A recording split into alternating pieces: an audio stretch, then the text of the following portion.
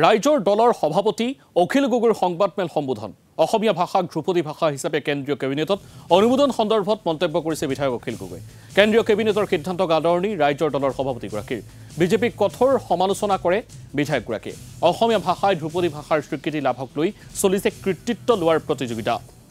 হিমন্ত বিশ্ব শৰ্মা সৰ্বানন্দ সোণোৱালৰ মাজত চলিছে কৃতিত্ব লোৱাৰ প্ৰতিযোগিতা বিজেপি কৃতিত্ব লোৱাৰ কোনো কাৰণ নাই বুলি মন্তব্য কৰিলে অখিল গগৈ অসমীয়া ভাষাৰ নিজা স্বকীয়তা আছে কোনো ব্যক্তি বিশেষৰ কৃতিত্ব লাভৰ কাৰণ নাই ইয়াত বিজেপি চৰকাৰে কৃতিত্ব ল'ব খোজাটো এটা তৰল কথা বুলি কটাক্ষ কৰিছে বিধায়কগৰাকীয়ে অসমীয়া ভাষাক ধ্ৰুপদী ভাষা হিচাপে স্বীকৃতি লাভ কৰাৰ কৃতিত্বৰ অধিকাৰী অসমীয়া ভাষাৰ সাধনা কৰি থকা সাহিত্যিক সাংবাদিক ভাষাবিদসকলহে কোনো ৰাজনৈতিক দল বা নেতাৰ কৃতিত্ব নহয় বিজেপি চৰকাৰলৈ 11টা প্ৰশ্ন অখিল গগৈ অসম চৰকাৰক অৰ্থনৈতিক দুৰৱস্থাৰ বাবেও সমালোচনা কৰিলে অখিল গগৈ কেবা খ বছৰ আগৰ পৰা বা হাজাৰোধিক বছৰ আগৰ পৰা অসমীয়া ভাষাৰ যি সাহিত্যিক চৰ্চা অসমীয়া ভাষাৰ যি প্ৰবাহমান জনগণৰ মাজৰ চৰ্চা সেই চৰ্চাক কালি কেন্দ্ৰীয় চৰকাৰে স্বীকৃতি প্ৰদান কৰিলে টোটেল 11টা ভাষা হ'ল কালি সেই 11টাৰ ভিতৰত এটা অসমীয়া ক্লাছিকেল ভাষা প্ৰথমতে আমি সন্তোষ প্ৰকাশ কৰিছোঁ আদৰণি জনাইছোঁ যে যি সময়ত অসমীয়া ভাষাই আমাৰ ধ্ৰুপদী ভাষাৰ মৰ্যাদা বা ক্লাছিকেল ভাষাৰ মৰ্যাদা লাভ কৰিছে সেই সময়ত যেন কৃতিত্ব লাভ কৰিবৰ কাৰণে কোনে এই কামটো কৰিলে কোনে তাৰ কাৰণে ক্ৰেডিট পাব কৃতিত্বৰ কাৰণে যেন এটা প্ৰতিযোগিতা হৈছে সৰ্বানন্দ সোণোৱাল ডাঙৰীয়াই ক্ৰেডিটটো পাব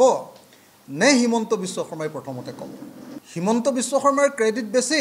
নে সৰ্বানন্দ সোণোৱালৰ বেছি ইয়াক লৈ যেন এটা অঘোষিত প্ৰতিযোগিতা বিজেপি দলৰ মাজতে হৈছে আকৌ তাতে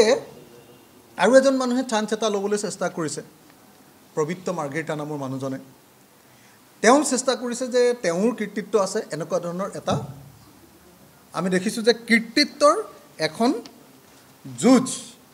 এটা টনা আজোৰা এটা প্ৰতিযোগিতা আমি বিজেপি দলৰ ভিতৰতে বিজেপি চৰকাৰৰ ভিতৰতে আমি দেখিবলৈ পাই যে অসমীয়া ভাষাই ক্লাছিকেল ভাষাৰ মৰ্যাদা বা ধ্ৰুপদী ভাষাৰ মৰ্যাদা পোৱাৰ কাৰণে